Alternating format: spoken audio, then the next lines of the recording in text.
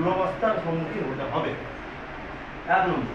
দ্বিতীয় কথা হচ্ছে হলো পরিবেশে শুধু আমরাই বাঁচব, একটা সাপ বা একটা পাখি বা একটা কুকুর বাঁচতে পারে না সেটা তো কোথাও লেখা নেই। কেউ কি বলে দিয়েছে যে রাস্তায় একটা কুকুর খাবারের খোঁজে আসে? ওরা আমাদের আপনাদের মতো চাকরি করে না, ব্যবসাও করে না, ওদের তো খাওয়ার দরকার আছে, খাওয়ার তাগিদ আছে।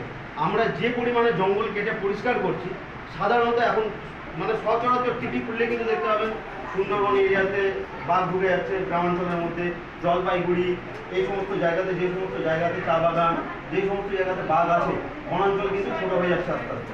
এই না যে সাপটাকে আমরা লাঠি দিয়ে মেরে ফেলেছি, কোথাও লেখা নেই যে সাপটা রয়ে গেল বলে, কারণ ওদের বুদ্ধি, মানুষ তাদের বুদ্ধি আছে, আর বাকি যেগুলো প্রাণী বা জীবজন্তু আছে তাদের বুদ্ধি কারো ক্ষীণ, কারো একটু বেশি। তো সেই জন্য বাড়িতে সাপ ঢুকে গেলে যে সাপটাকে মেরে ভাগিয়ে দিব, এটা ভুলটা করবেন না। তার জন্য আগে আপনাদেরকে সাপ চিনতে শিখতে হবে যে কোনটা বিষধর সাপ, কোনটা বিষ আছে, কোনটা নির্বিষ, সেটা দাদা